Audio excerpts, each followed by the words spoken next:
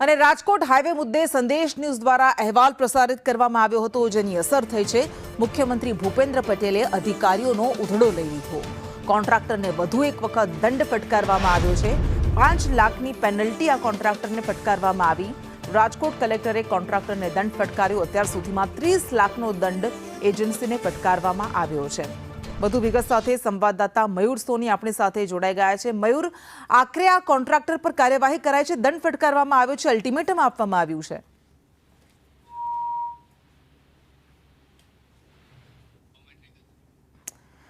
તો 2 વર્ષમાં 67 કિલોમીટરના બદલે માત્ર 3 વર્ષમાં 22 કિલોમીટરનું જ કામ કર્યું અને 3 મહિનામાં હવે 15 બ્રિજ ખોલવા માટે આ એજન્સીને અલ્ટિમેટમ આપવામાં આવ્યું છે. આ પહેલા પણ એજન્સી સામે કાર્યવાહી કરવામાં આવી છે અને સંદેશ ન્યૂઝ દ્વારા અહેવાલ પ્રસારિત કરવામાં આવ્યો હતો. ત્યારબાદ આ કોન્ટ્રાક્ટરને પેનલ્ટી ફટકારવામાં આવી છે. વધુ વિગત સાથે મયુર સોની આપણી સાથે ફરી એક વખત જોડાઈ ગયા છે. મયુર, આખરે આ કોન્ટ્રાક્ટર પર એક્શન લેવાયા છે?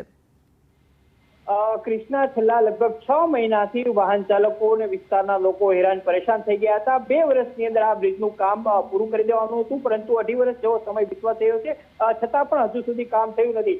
67 કિલોમીટરનું કામ એકાએક ખોલી નાખવામાં આવ્યું હતું. હજુ સુધી માત્ર 22 કિલોમીટરનું કામ છે એ જ પૂર્ણ થયું છે. બાકીના કિલોમીટરનું કામ પૂરું કરવા માટે વધારાનો 1 વર્ષનો સમય માંગવામાં આવ્યો હતો. આ ઉપરાંત કોન્ટ્રાક્ટર દ્વારા અલગ અલગ જે 15 જેટલા સર્વિસ રોડ અને બ્રિજ છે તે ખોલવામાં નહોતા આવ્યા. આ મામલાને લઈને હવે 5 લાખની વધારાની પેનલ્ટી ફટકારવામાં આવી છે. અગાઉ પણ એક વખત દંડ ફટકારી દેવામાં આવ્યો હતો કોન્ટ્રાક્ટરને. સાથે જ અલ્ટિમેટમ સાથે 15 બ્રિજ છે ખોલવાનો અલ્ટિમેટમ છે એ પણ કોન્ટ્રાક્ટરને આપવામાં આવ્યું છે. અત્યાર સુધીમાં 30 લાખ રૂપિયા જેવી પેનલ્ટી છે એ પણ એજન્સીને ફટકારી દેવામાં આવી છે. જી બિલકુલ, આભાર.